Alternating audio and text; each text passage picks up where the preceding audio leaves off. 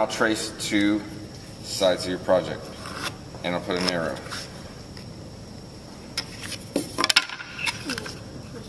Yes? They're saying, like, if it's not rounded yet, you can still go and get it? Yeah, I don't care what your other one looks like. As long as this is rounded and that is stamped, you're good for this step. Then, the reason the arrow is there, that's the direction you're going to turn your project in when you do the cutting. There is nothing to set up, so there's no knobs to turn. All you're going to do is put it underneath here. You're going to cut right on the pencil line, so you don't want to have your hand on the pencil line because eventually it's going to cut your hand. You want to have it in two places, one here, one here. You're going to be holding it to the table and pushing. When you make the turn, if you try to turn it without pushing, it's going to break the blade. So as you're moving this, make sure you're pushing it as you're turning it to follow that line. There's nothing to set up, just put it underneath those two teeth, turn it on, start out straight, and then turn it to following that arrow. As long as you're pushing, you can turn it at the same time. You don't have to turn it off, just flip it around.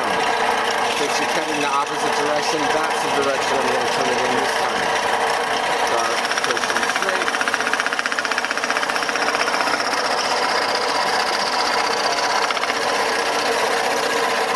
At the very end, push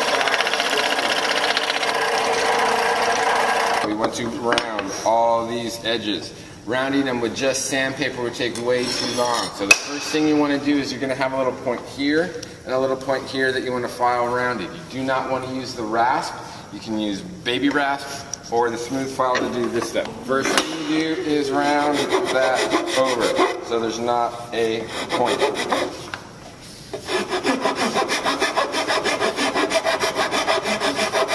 So it's rounded. Next step is round all the edges. Don't just use your sandpaper, you'll ruin your sandpaper before your edges are round. First, knock as much off as you can with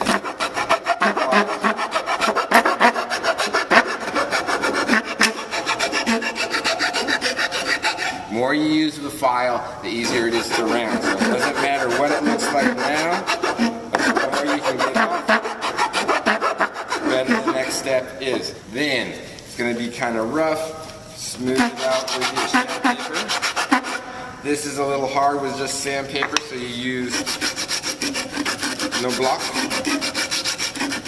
And then eventually you get those rounded, those rounded, those rounded, those rounded, those rounded, until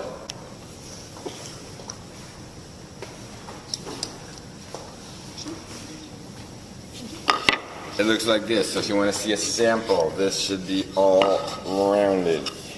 How you know when you're done rounding is leave the arrow on. If I ever tell you to sand the arrow off, that means that these are round enough.